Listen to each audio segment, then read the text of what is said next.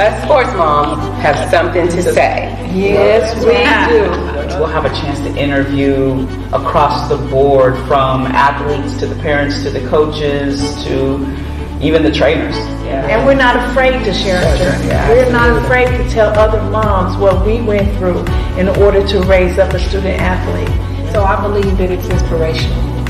We able to tell our story, the good and the bad. We can give back positive information. Absolutely. You know, we can empower them. Yes, I think it's time for the mothers to be a voice. Yes. That's it. It's time for us to let you know what's going on.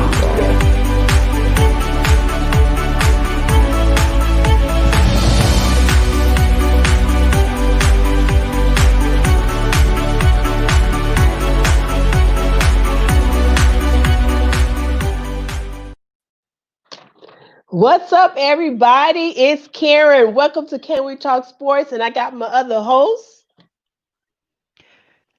Hey, Carmen, aka Mama D. And it's Big Mama. Big Mama has made it to the screen, y'all. I'm all up in the panel tonight. Hey, ladies, how are y'all? Hey, We're Big Mama. good. How y'all doing, you guys? Are y'all We're enjoying good. this cold weather? Yes, actually, I like the cold weather because I'm Yeah. from Kansas, so I'm used to cold weather. Oh, Kansas. It's real Oh, that's cold. really cold in Kansas. right, It is. right. I just thought about Dorothy. What she said. No, no,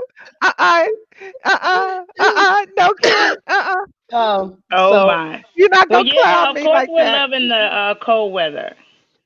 huh? Yeah. I I'm do. from Louisiana, so it's gumbo red bean time. Yes. Yes. So, Comfort yeah, so food. now we can finally get it started. Yes, Mm-hmm. yes, So we welcome the cold weather.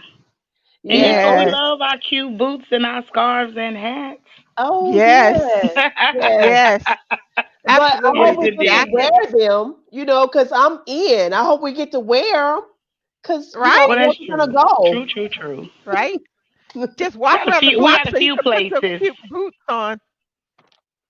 Yes, indeed. Yes, Yeah. indeed. Well, Big Mama, since you on the panel tonight, let's let you go first, because I know you got something to say about them games today, baby. Yes, indeed. I have a few things. So let me get started. Um, Wait, let me play your hit. Hey, there, let me tell you.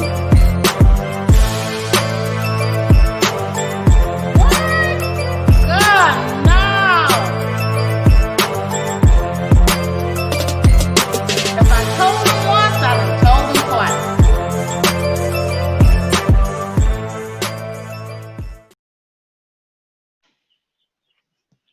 all right. Well, so it is Big Mama's time, but you already know how it went down in the dome today. Who that, baby? Who that? So listen, Teddy. So you thought you was gonna come in the dome and you was just gonna take over? You were gonna show out? No, baby, that's not your house no more. You don't live there. Go on with that. So who that? Who that? Wherever you are, you know that's Big Mama's team. Anything from the boot, it's all about Big Mama and who that. My next, I just have a few things tonight. My next thing, Antonio Brown. Hmm. So Tom got you over there with him. Antonio, you gonna act right? You gonna do the right thing? Gonna sit your end down, play your game? Cause you are the best of the best. But if you can't be coached, man, don't mother wanna be bothered with you. Now the boy done offered his hand, got you in 2.5 million. Antonio, don't be out there running around crazy in Tampa Bay with that money. Sit down, do the right thing, show up for practice. Don't be all in the street acting like you act. So I'm expecting better. If you don't do better, you can expect to hear from Big Mama. I'm gonna be all over you about what you do. So we have one of our own sports moms' son, Jared Maiden. Jared Maiden was activated today with San Francisco, and he's been doing a lot. A lot's been going on with him to get him together for NFL. You know, I love Jared. Roll Tide, baby. Roll Tide. So now he is activated with the 49ers. 49ers came out today and did their thing. And so I'm just kind of excited about that. And we're looking for great things for you, Jared. We're hoping that things go well with you. We know that you are a great athlete. We know that you have a praying mother and that all things will be well and things will go great for you. But we're cheering for you. Now, no, Big Mama ain't no 49er fan, but I'm a Jerry Maiden fan. And you know I'm a Nick Saban fan. So I'm rooting for you to do it. The last thing, oh my goodness, the Cowboys. Oh my goodness. If you are a Cowboy fan, the Who Dat Nation has a little room left for you to come be with us before Thanksgiving. It's okay. Come on over. Oh, cause y'all, it's every week we in the prayer line with the Cowboys. Something is going on. Somebody's getting injured. So today, Andy Dalton suffered a concussion, unfortunately. So we definitely want to be prayerful for him that all goes well.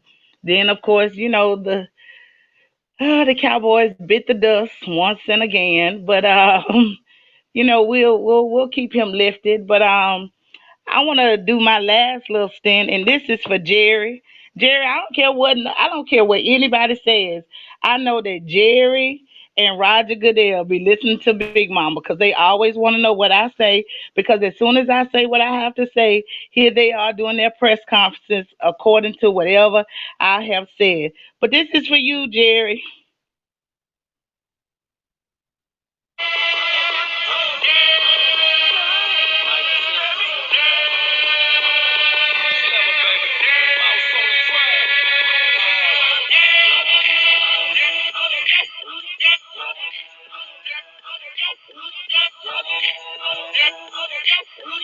So this is the infamous I bet you won't.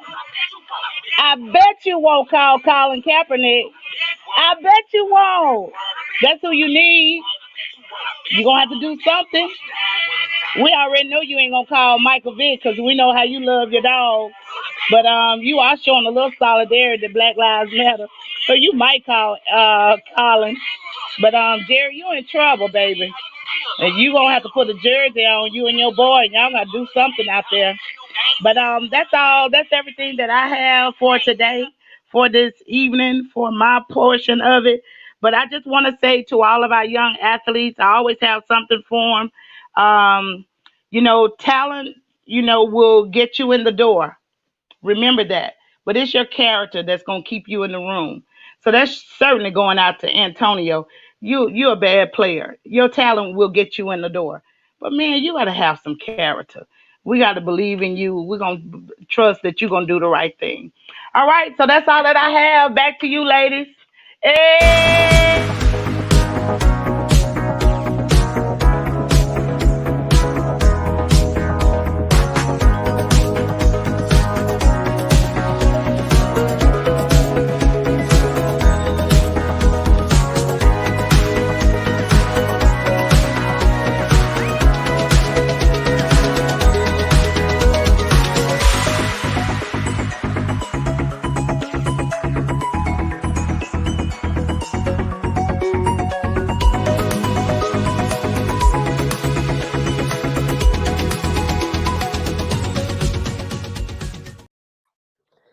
Oh, Big Mama. I knew you had something Big for them Mama. Cowboys. Oh, Big Mama. You hurt my heart. But Big Mama, I told my husband today, I said, Jerry Jones better call Kaepernick. He better call him. Kaepernick. Not Kaepernick. Yeah, you need Kaepernick. to call him. He ain't gonna call. He ain't gonna call. His friends ain't gonna let him call Michael Vick. They ain't gonna let him do that. But My husband Kaepernick, don't think his maybe. friends are gonna let him call Kaepernick either. But we'll Well, see. after Roger Goodell went in and made the big Black Lives Matter, we're gonna do this and that. It may be a little Mm, room for Kaepernick to come over to Jerry's world, but baby, Jerry need a miracle. he yeah. Yeah. From the little baby Jesus, not the big grown, from the little baby.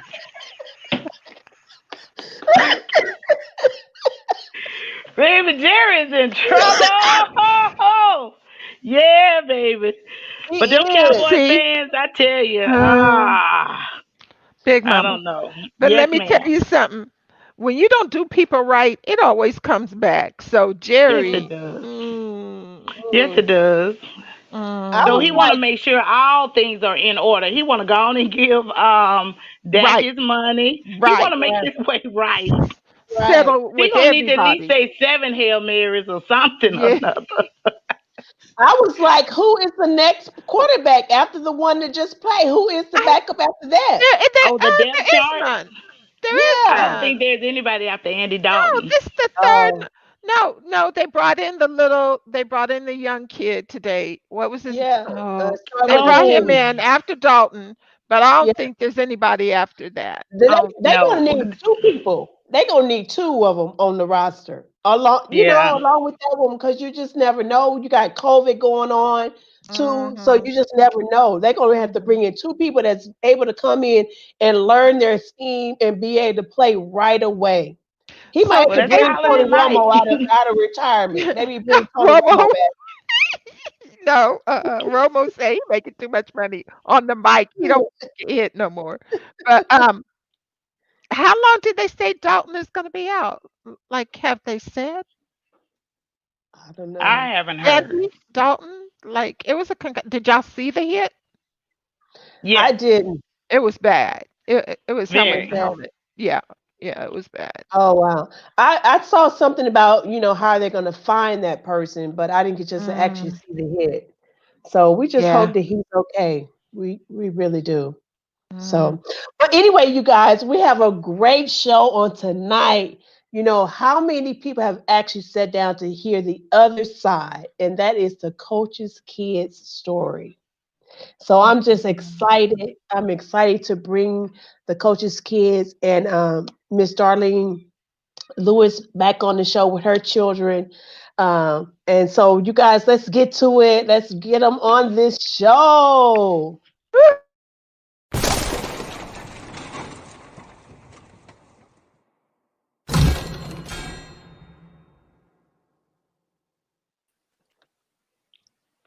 Hello. Ladies, Welcome, family. Hello. Welcome. thank you. Thank you. Thank you guys for coming on the show. We really appreciate it. Okay, you guys. On Friday night, I went to a game and we asked the referee, what is the nicest thing a coach has ever said to them? And one of them said, they said, get off the field. So what do you think is the nicest thing your dad has ever said to the referee? Nothing. Yeah. I can Nothing. think of a lot of not nice things that he said to the refs. Yeah, I And don't that we think. can't repeat on here. Yeah. I wouldn't say that he's ever said anything nice. It was really funny, and they all laughed, and so I just can imagine. But anyway, you guys, let's go into it, and you guys tell us who you are and what it is that you do. You guys can just take turns. Marv, you can go first. Okay, yeah. So I'm Marvin and I'm currently the video coordinator for UTEP football here in El Paso, Texas. Yeah. Yep. And yeah, this is my third season over here. And I'm Kiana. I live here in Nashville. I'm 24 and I work as a recruiter. So mainly like software engineers and sales roles. So Cool. Hi, I'm Darlene. Those are my kids. I live here in Nashville also. Kiana lives here with me. Awesome. So, tell us about being a coach's kid. Well, I can start. Yeah. It definitely has its it definitely has its ups and downs, but definitely a lot more ups. the hardest part, I guess, would be like moving around growing up. We got lucky. We got to stay at most places that we were at for about 5 or 6 years. But it really is kind of, the people always say you're kind of like a military brat. And it really kind of is, because you go, you get invested in a team, and then, 5, 6 years later, it's on to the next place. But the plus side of that is that we have friends that we'll have for life that we've met at every single place that we've been at. So I love it. Yeah, and I'd say it's like an easy way to make friends too, because everyone's like, "Oh, your dad's a coach." So when people like at school start finding out, like if you're struggling to make friends, you don't like usually struggle that long. I don't know what it's like now, because obviously we've been out of school for a while. But I remember we moved from Albuquerque to El Paso when I was going into the 7th grade, but everyone, had their friends from 6th grade when they started middle school. So I was kind of nervous.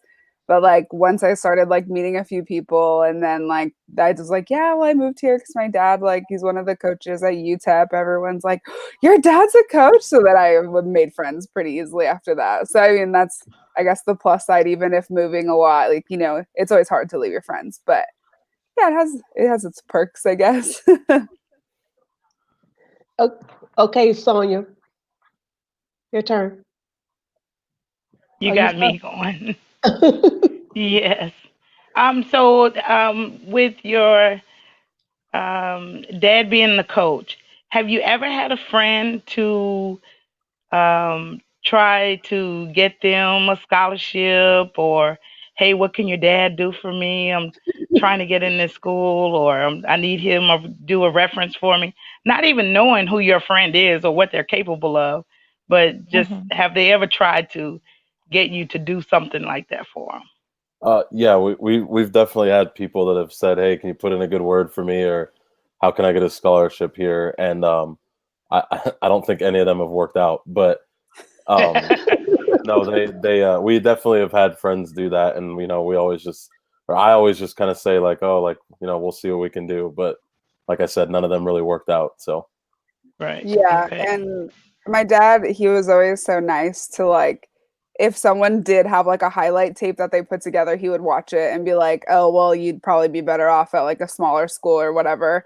So he was always nice enough to do that. But yeah, sometimes people are like, "Well, just tell him to give me a scholarship." I'm like, that's definitely not how that happens. No, not at all. Can Okay. I just add in there also that Osei Yeah. was really good about that. He would look at film, he would look at, transcripts if he needed.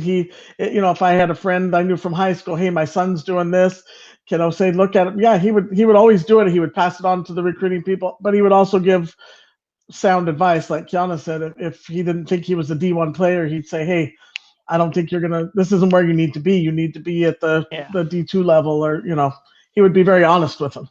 yeah. Yeah. Okay. That's That's good. good. That's good. What about you, Carmen? Well, you guys, as moms, and Darlene is there, your mom is there, like talk to us a little bit. Each of you take turns and talk to us a little bit about what you would tell parents, just from the perspective of, being a kid of a coach, and you're seeing the parents on the sidelines, and you see how they're acting, and like what would be some advice that you would give to parents of athletes? For me, I feel like it's just like for them to calm down a little bit. Like, especially because I know like this is like, I'm talking about college parents. I can't get really too much into the high school parents because he didn't coach high school, but a lot of them are, why isn't my kid playing? Why isn't my kid playing? But they don't go to the college. They don't see like the effort or lack of effort that their kid is putting in.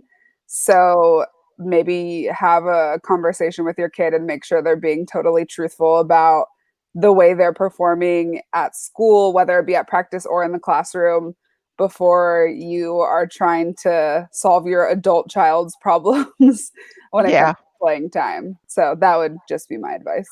Yeah, I think when you guys had my dad on the show, he mentioned the same thing, that he's had parents come in before and say like, "Oh, why isn't my kid playing? Why isn't doing this?" And it's like, I feel like that kind of stuff needs to stop after high school, because at that point, when they go out to college, they're young adults. I mean, they'll always be your babies, but they're young adults at that time. So they gotta earn everything they have, and they have to at the younger ages too. I just know that there's more, politics and stuff that come with high school sports, but at least in college, my advice would be to let stuff play out, because most of the time, especially in football, when your son shows up, he's not going to be playing as a freshman right away at most schools. That's just not how it works. You either redshirt or you got to earn your way up once you're a sophomore or junior or senior. So, yeah, I think Kiana pretty much hit it on the head, though. I think one thing I would throw in there as a wife is that you've entrusted your child to these coaches. So now you have to trust that they know what the best road is for them to take, whether it be to redshirt their freshman year or to be out on the field, or how they can earn more playing time. You have to trust that those coaches are in it for their best interests. Right. That's good. That's good. That's good. I was watching Friday Night Lights, and at one point the movie was on the big game, and how the boosters came to him, and he was saying, okay, you better win this game, or how are you going to win this game? And so when he walked away, he was talking to his wife and his daughter, and his daughter was like, are we going to have to move again? So did you have those moments where you just had like, dang, are we gonna have to move again? Yeah, we definitely had a few of those times. Yeah, the hardest move I think that we had was when we had to leave here in El Paso back when he was coaching here, because this is like, I mean, I went to high school here, and Kiana went to Summer Middle School and high school here. So this was like where we found ourselves and where we grew up. And so like I had already moved away to college, but I came back to help everybody move out from the El Paso home, and just like leaving all the friends that we'd made and stuff over the last, what was it, 6 years that we were here, that we lived in the house here. It was very tough. So, and then, Kiana ended up coming back to school here, and then now I live here again. But that move was, that was definitely one where it was like, oh man, I really don't want to leave this place. Wow. And I was thinking about, how as a kid, how you be thinking about what you want to be when you grow up. And most of the time you want to pattern yourself after your parents or your father. So did any of you guys ever think about wanting to grow up and be a coach? No.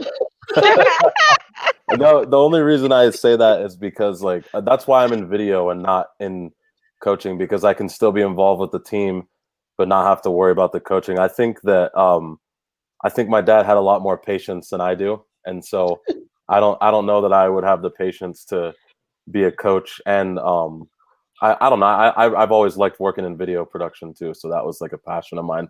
But I did want to stay involved in sports, just not as a coach. So did you play football?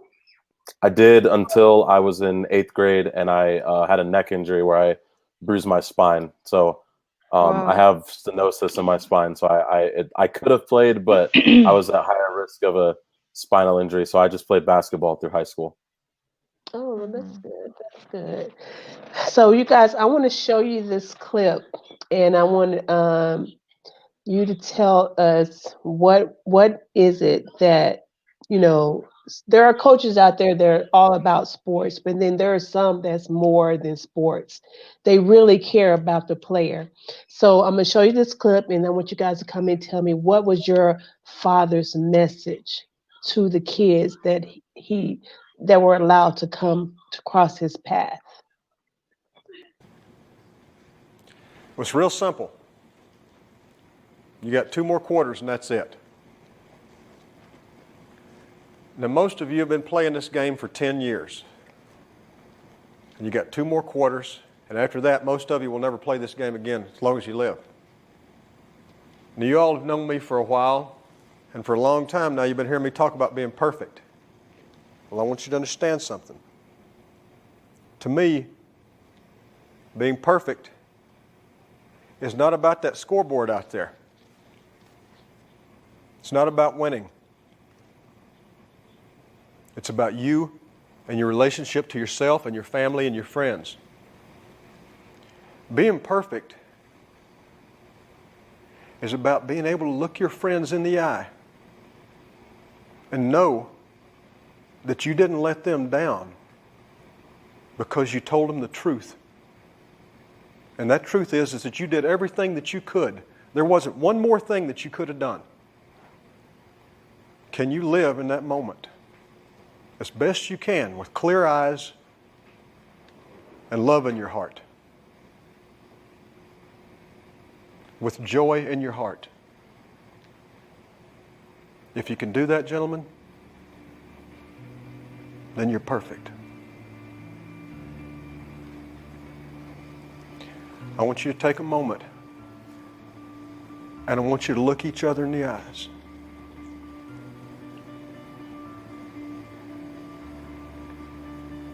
I want you to put each other in your hearts forever, because forever is about to happen here in just a few minutes. I want you to close your eyes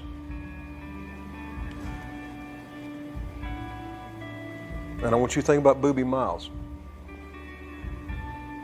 who is your brother.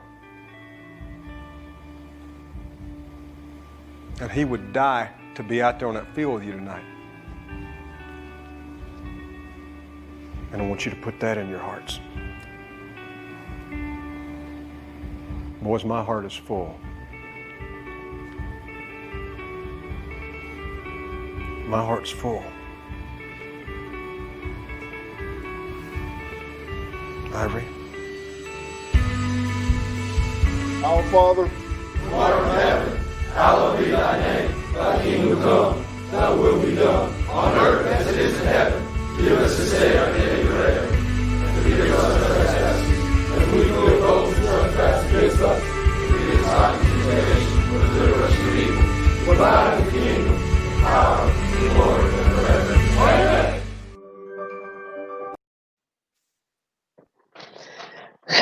So, what was your father's message to the players, to the people, the kids that he came in contact with?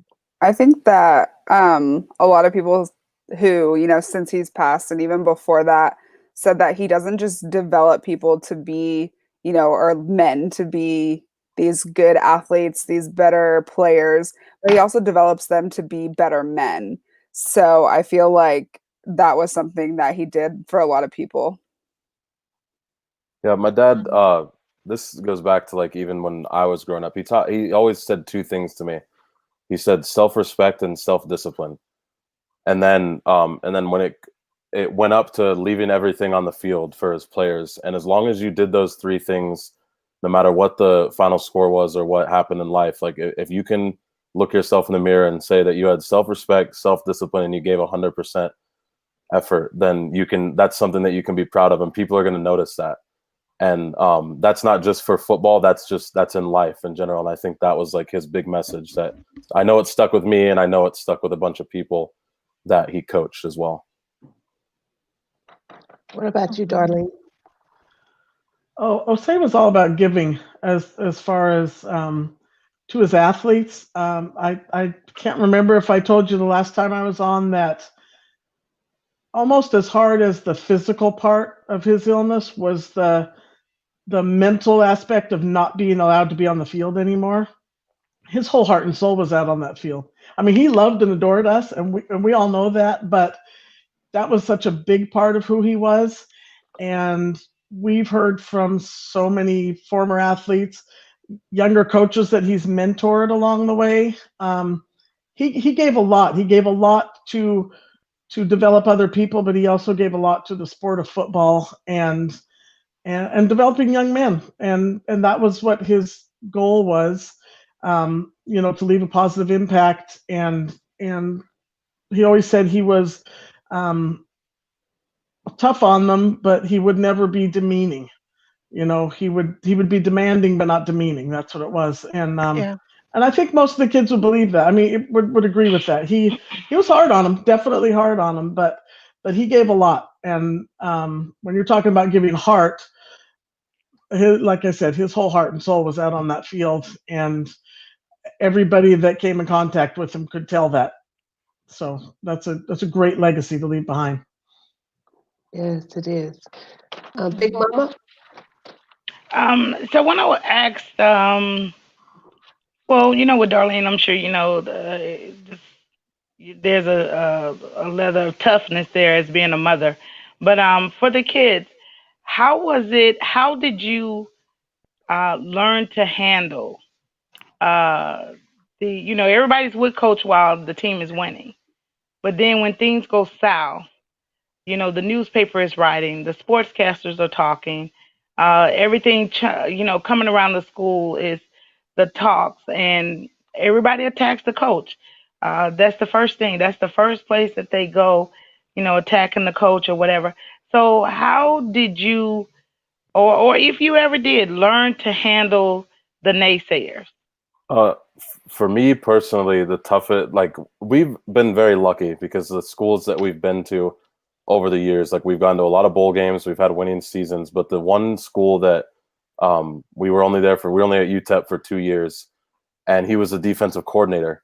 And so, a lot of times when he was just a position coach, you don't hear as much about them because they're coming for the head coach or the coordinators. But when he was here at UTEP, that's probably where I got the most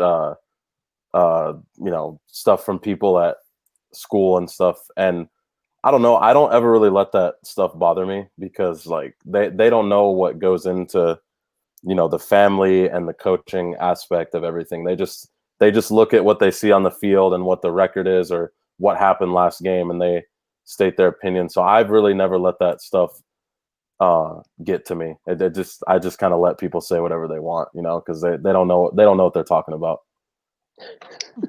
Yeah, and when he was coaching at UTEP, I was only in middle school, but I'm pretty tall, and so everyone was like scared of me. So nobody really told me anything. But when I moved here after I graduated, and my dad was coaching at Vanderbilt, like it like really irritated me, like the way people were talking, and I have a big attitude. So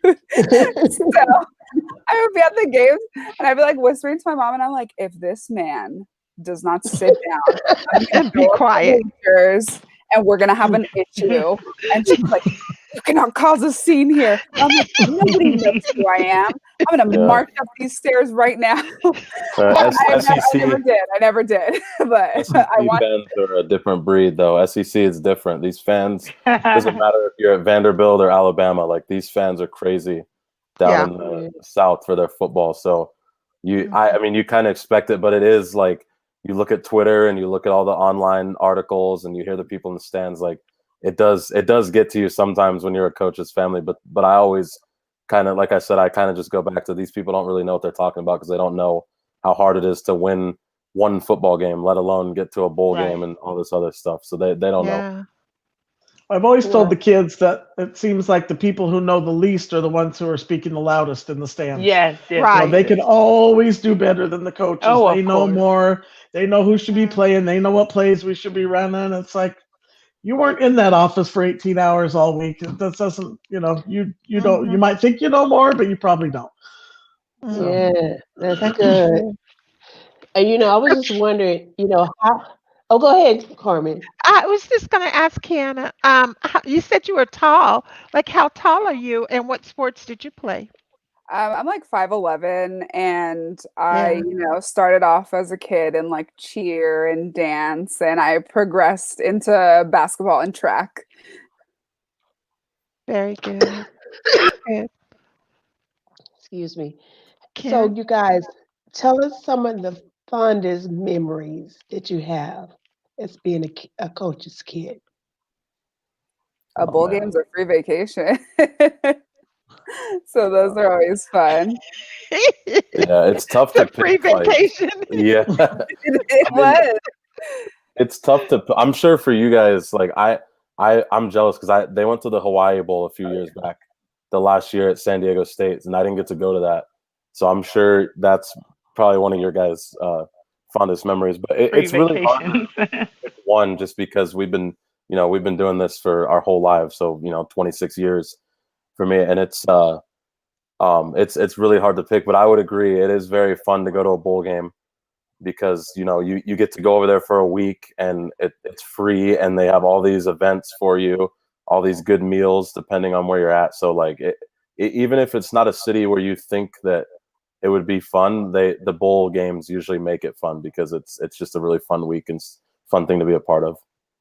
I think one of the other cool things for the kids, I know they would agree, was just hanging out with the players. When they were little kids, we'd have the guys over for dinner, and they'd interact with them, they'd wrestle with them, they just have a great time with them, and they just got so used to it. And when the kids were little, we really liked the group NSYNC. They loved NSYNC, and Marvin was like, "Mom, can we have them over for dinner?" And I'm like, I don't think they're going to come over for dinner, honey. Why not? He couldn't figure out why NSYNC wouldn't come have dinner with us. The football players did, so why couldn't NSYNC come over? So that was really fun for the kids to get to know the guys, and the guys were great with them.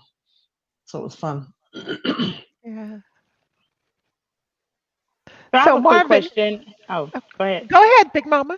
No, Carmen. I'll allow you. Go ahead. I was just going to tell Marvin, I don't know if he saw my jersey back here. Can you see it? The North Texas Mean Green. Yes. My son played for North Texas. So I've been in your stadium a couple of times, and I tell you, it is huge. And I really like the way that El Paso supports the team. Like you would go to the game, and there was like all of El Paso was out there in the stadium. Like it was really wonderful to see. Yeah. So they've got a good organization down there. I really appreciated it. I did. Yeah, thank you. Yeah, we're working on it. It's been a tough rebuilding process, but as far as like the support and stuff, like we have some pretty good ones here. So yeah, we actually played North Texas on this upcoming Saturday. Oh yeah, next week, right? Yeah, they're coming over to El Paso. Yep. Yeah. Yep. Yes. I'll be watching. I'll be watching on TV. I won't be in the stadium. I'll be watching. All right. Yeah.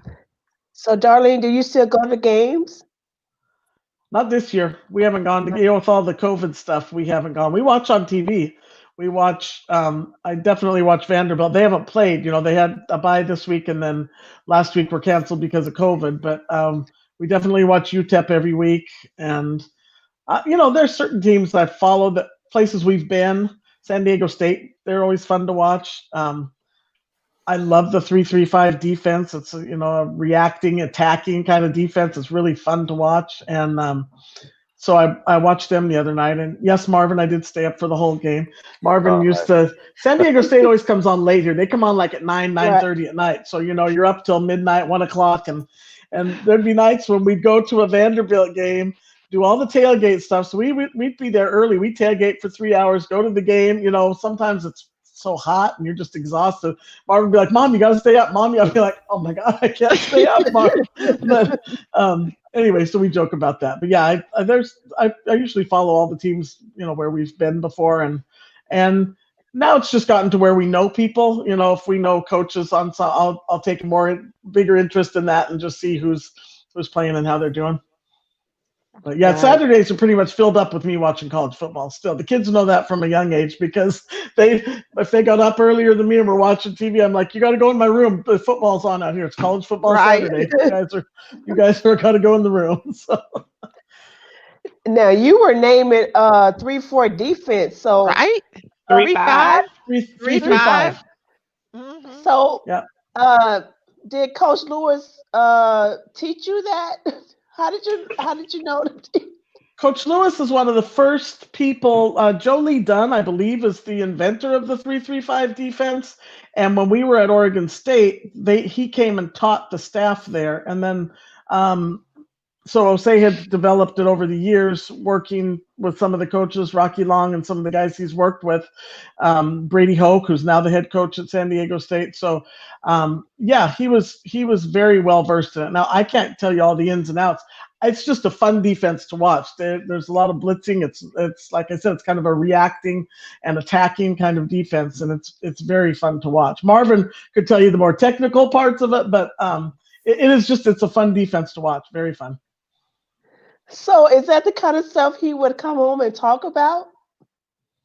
Oh yeah, Right. I mean, I know some people are like, "Oh, I'm leaving at the office," but we would watch games, and I would want to know what happened. Like we'd see like some of his game, and he'd be like, "Oh, I can't believe it." So we'd be like in the film room. I'd like, "No, back it up. I want to see what he did wrong. Tell me what he did wrong." So I certainly could never tell anybody else that, but I Right. thought it was fun to go back and ask him what went wrong and where the guy should have been and what he did, why he wasn't there and all that. So yeah, we So, talked about football a lot. Yeah. so Darlene, Oh, did he take advice from you? Was he open to? Well, I was just actually Kiana and I were with Coach Mason and his wife last night, the head coach of Vanderbilt. They're very good friends of ours, great, great, great people. But I was telling them last night. I used to say because Leanne was joking with Derek about something, football wise, like, well, I could help you out. I used to do that to Jose all the time. He'd be watching film, and I'd go by and look at his computer and be like, "Hon, is there anything I can help you with?" And he'd just laugh at me. I said, I am here to serve you. If there's anything I can help you with, let me know and I'm happy to help you out. He would just laugh at me. So it was, no, I didn't, he didn't take my advice too much. Although I would say there's a couple times when a friend has said, "Hey, my kid's a really good player." And then there's a couple times he looked at those kids and saw something good. So, Mhm. he didn't never, clearly I'm not going to try and tell him how to coach football because he had a brilliant football mind. I wasn't ever going other than jokingly, but, no, he listened to us, but I wasn't going to try and do his job. I'm not like those other people in the stands. so so would you guys, with everything, you know, what kind of advice would you be able to offer other coaches' kids? Mhm. I mean, if you could mentor them, how would you do that to other coaches' kids just to help them with, what they may be dealing with? Because your father is almost like a father figure to so many people. And so therefore that's taken out of your house. So, sometimes you be like, I want my dad. You can't have my dad. And so how can you just what would you say to other coaches' kids that will help them just be able to process things better? I think that I think first of all it's different for every situation, so it's hard to give like exact advice because not everybody is either going to be with good teams or be with a team for longer than 2 years at a time, depending on where they go. So that's the first part is being, I guess my first part of advice would be um, just learn to like adapt, I guess. And that's obviously a lot easier said than done. But when you're born into this lifestyle, you kind of have no choice, you have to be able and willing to adapt, I guess. You don't have to want to do it, but you have to be willing to do it. So that would be like my biggest point of advice is that there's going to be a lot of change in your life unless your dad is Nick Saban or Joe Pa or coaches like that who are at schools for forever. You're going to have to be willing to adapt. Mm. Yeah, I agree with Marv. And just to like, I mean, I know obviously little kids can't understand it, but I feel like our parents always did a good job of like making sure that we weren't like, oh, he's choosing, to hang out with those players and not with us because I never felt like that. I can't speak for Marvin, but like there's never a time where I was like, oh, well, that I can remember. That I was like, oh yeah, like my dad wants to coach and he doesn't want to spend time with me. Like we just knew that was his job and he had to like, not be home sometimes. And that's just what it was. He couldn't be home and to me it never felt like he was choosing the team or football or whatever over being a parent to us because they just taught us that, this is dad's job, this is what he does.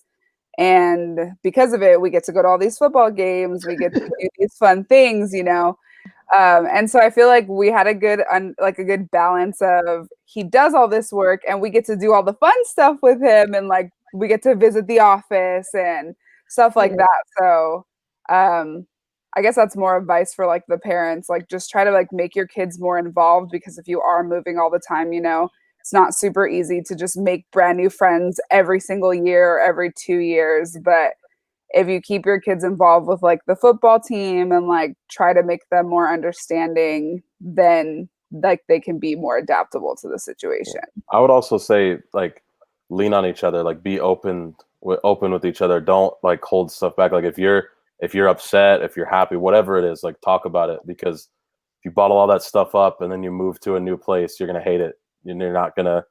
You're already going in at that mindset. You have to go in, just tell them how you feel. Like, oh, I don't want to do this. Let's talk about ways we can make it easier. You have to be willing to communicate too.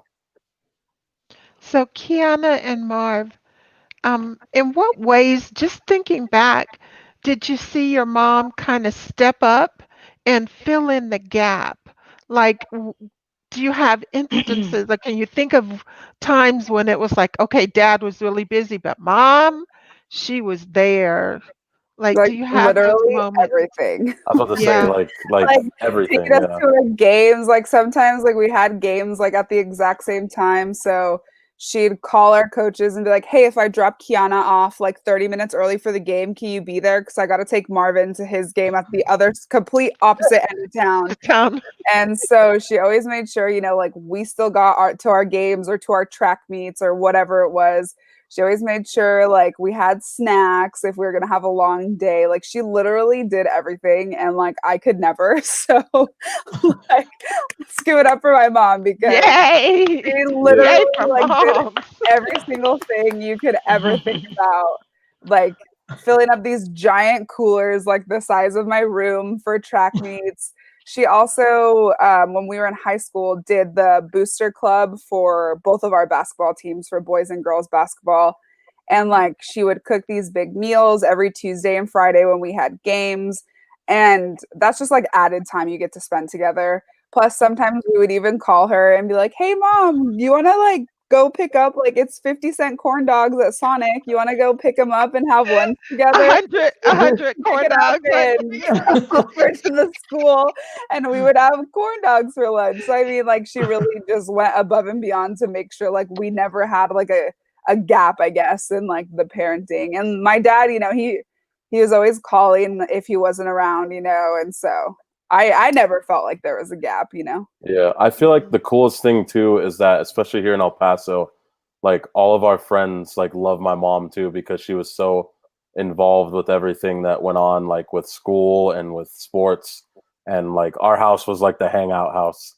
And so it was like whenever she comes to town, it's always like, oh, Mama Lewis, how's it going? Like, and it was the same thing with my dad. I mean, he wasn't around as much, but he was always involved whenever he was. And so like that was the coolest part. Like you said when dad was busy. Well, dad's always busy. Yeah. So mom was always there for us. Yeah, I think our friends might like our mom, and they definitely liked our dad more than us. I just see that it takes a really special woman to be behind a coach.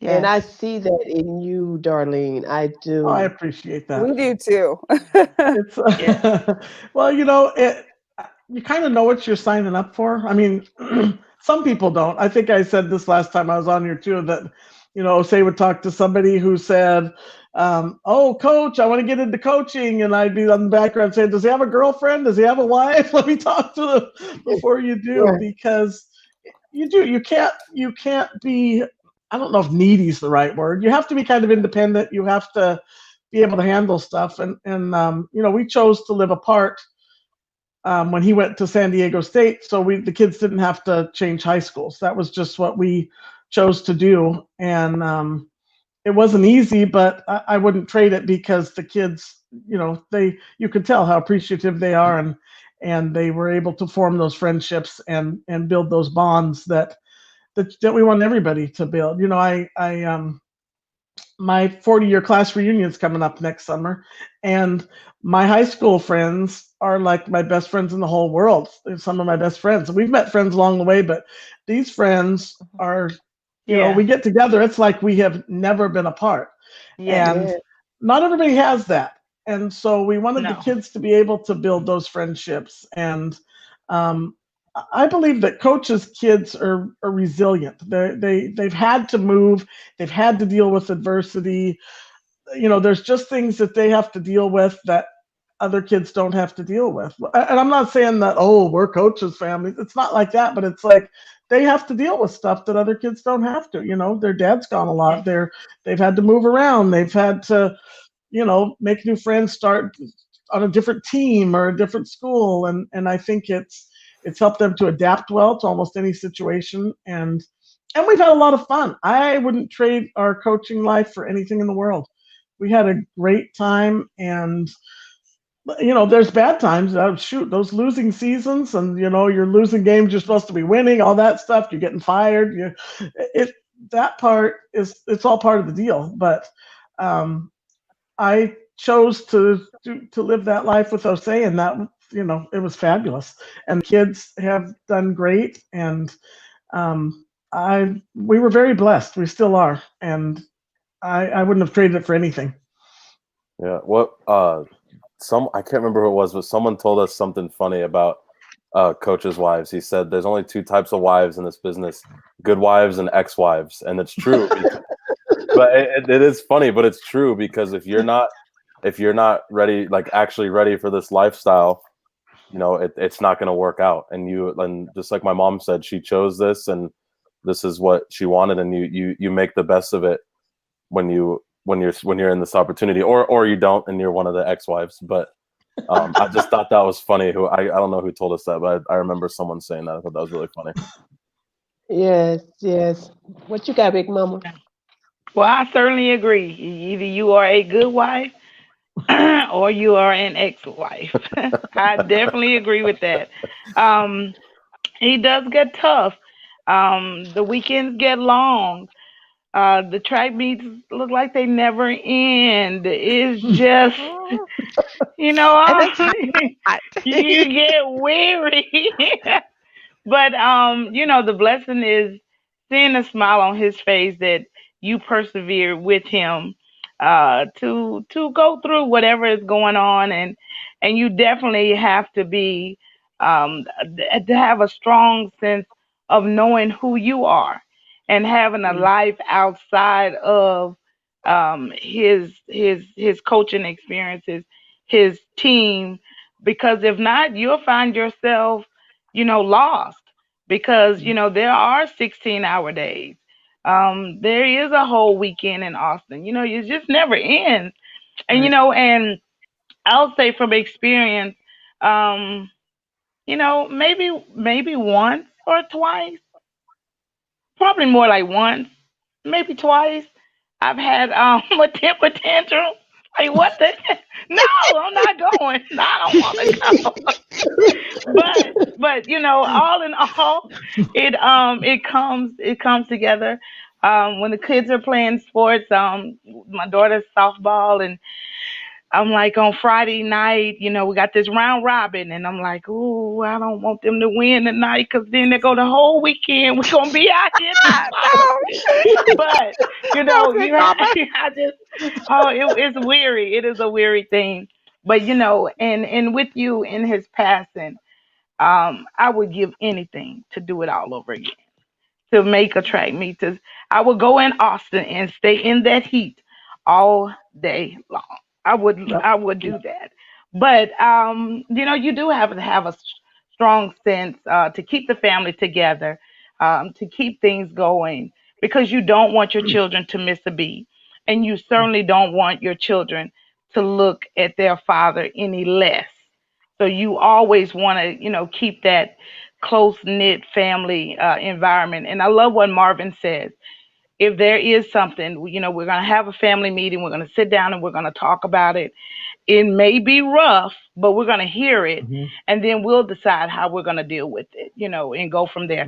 But we won't know how to deal with it. But so shout out to you, Darlene, for being such a strong woman, for your family, and standing in there.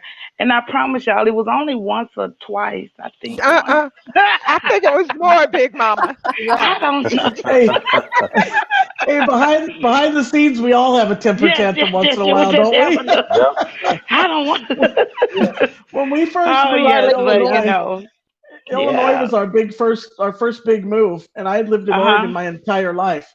And I was 34, and Jose got a job at the University of Illinois, and we moved. The kids were 1 and 3, and they were used to. My whole family lives in Oregon, right where we lived, and so they were used to seeing my mom and dad and my sisters and brothers-in-law, and we got to Illinois, and Marvin was 3, and sorry, Marv, but he used to throw fits like crazy. And he was stomping his feet at me one day saying, I just want to see Grammy and Poppy.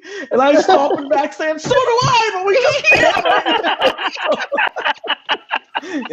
I wanted to see my mom and dad too, but we couldn't. They were in Oregon Yeah. and we were Wow. in Illinois now. So, but yeah, it's been a great ride. The kids have been fabulous. Yeah. And along the lines of the whole being strong thing, our family motto is Lewis Strong, and Yes. I think Carmen and Karen have seen. I'm not sure if you have, Big Mama, have seen my Caring Bridge post, but that was our deal all through Jose's illness, and it was just hashtag Lewis Strong, and like Marvin said, we talk about things. So when Jose first got sick, I promised them, because neither one of them were living here. I said, I will not ever lie to you. I won't mislead you on what's going on with him. I'm going to be open and honest and tell you everything. And in return, you need to call me if you're struggling, if you're having a hard time or whatever. Yeah. We need to keep these lines of communication open. And again, after he passed, I did the same thing. Kiana's here with me, thank goodness. She's picked up the pieces of my breakdowns more than once, but Marvin does too, because we talk every single day. More than once usually. And if we're not on FaceTime or something, then he's playing video games with Kiana when they have a free minute. And but I did tell him too. I said, you're not here with us, so if you're struggling or Stacy's struggling, you need to call us. So he calls. We talk things out. We cry. We laugh. We remember Jose in the best way we can. And but still, Lewis Strong. That's kind of our family motto. Darlene, Big Mama, her significant other was a coach. He just passed away, like 2 months ago? Oh, I'm sorry. In July. In July. I'm so sorry. that's why she was kind of talking. Yeah, we lost Jose May 31st. Yeah. Yeah, I'm sorry to hear that. It's very hard. Yeah. It is. Yeah. So you guys, again, is there anything else that you would like to share with parents or audience about being a coach's kid before we get ready to come to a close? It's a roller coaster, but I like roller coasters, so. Me too. I love this kid. Me too. So, I mean, hop on. Like you can't really. You're born into the family. You don't really have a choice. I tell my mom all the time, and I used to tell my dad all the time. They would be like, "Can you do the dishes?" And I'd be like, "Why? I didn't even want to be here. Like you two made an executive decision to put me here, so why do I have to do this?"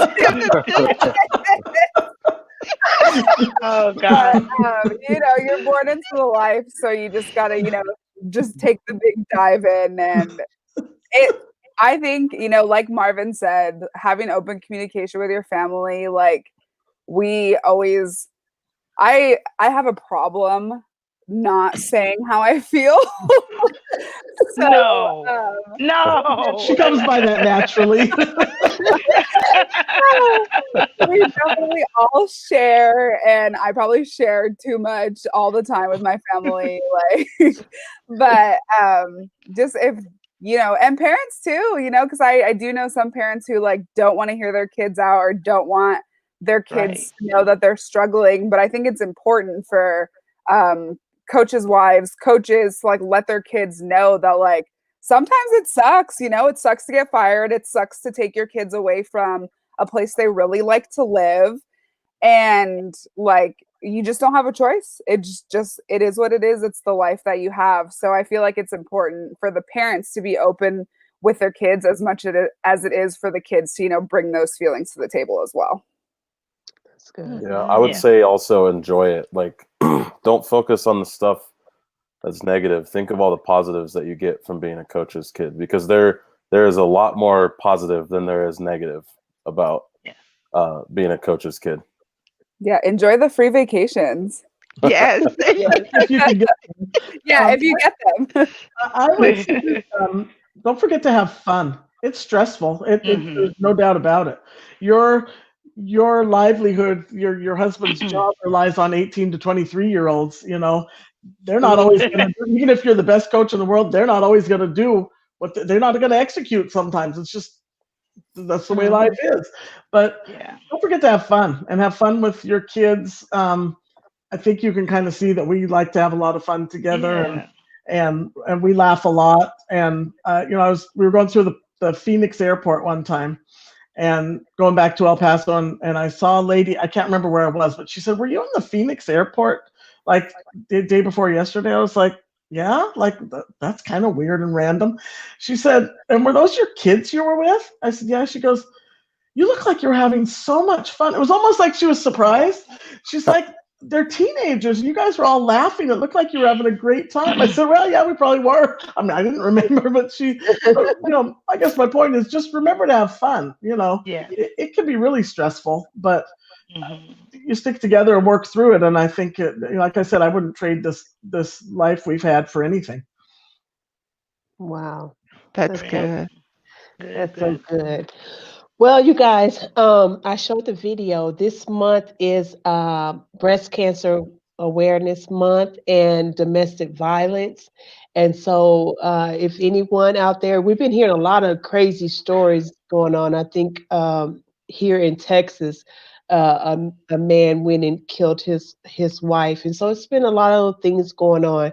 So, if you are a victim of domestic violence, we're going to show the video as we get ready to close. There's some phone numbers on there locally. We're here locally in the Dallas area. There's a number. I think that there was a parenting slide about parenting. I know all parents are dealing with COVID-19 and their kids learning virtually. And I know that's hard. I don't know what I would have done if I had to teach my kids virtually. Well, I've told my kids, I was a teacher, and I've told my kids, "No, I'm glad you guys are grown." Right. Right. Yeah. So I just feel for you parents out there. And I know you're doing the best you can do. Just take one day at a time. And then just shout out to all those who've been dealing with breast cancer. We just believe God for your healing. We just pray for your healing during this time, and just celebrate life. That's what I got. What you got, Big Mama, as we close? I just want everybody to have a good week. Keep pressing through. Yeah. How about you, Mama D? The same for me. We just lift everybody up in prayer, and we just Um, I know some we're going through some things. I know too, me too, Darlene. I used to teach kindergarten, and I can't even imagine trying to get them 20 kids to sit down and look into that screen. I couldn't get them to sit down when they were in the classroom, let alone, I just can't even imagine teaching remotely the way that teachers are doing now. So we just lift everybody up. We just lift our country up. Father, we pray for the elections. Yes. And we just want there to be peace and joy and love, really. Yes. There's a lot going on. I think a little kindness goes a long way, A especially right now. long way. Yes. Yeah. Yeah. So it's a good time just really to focus on all the positive things, because every time I go to Facebook, I'm seeing somebody saying rest in peace, rest in peace. So, it's time to let bygones be bygones. If you have any also get anyone, it's time to just let it go, because you just don't know. You don't Just know. don't know. But anyway, you guys, we're coming up with almost 1 year. We're getting ready for our season finale on November the 15th. We're going to bring our kids on the show. Oh, And nice. someone gets to ask us the questions. Yes. And so I'm just so excited, but I'm also excited that I will be able to rest. We've been doing this almost a year, and we hope to get some marketing and come back strong next year. So in the post, you guys, we have a GoFundMe. If you would like to donate, whether it's $5 or $10, whatever it is, to help us come back and rebrand and remarket this show coming up next year, you're welcome to do that. So, all right, ladies, we're going to end with this video, and I will see you guys on Thursday. Thanks, Darlene. Thanks, Marvin. All right. Thank you for Okay, having me. Kiana. Thank you, Bye. guys. Bye, Darlene. Bye, Marvin. Bye. Bye. Thanks. Bye. Love you guys. Love you.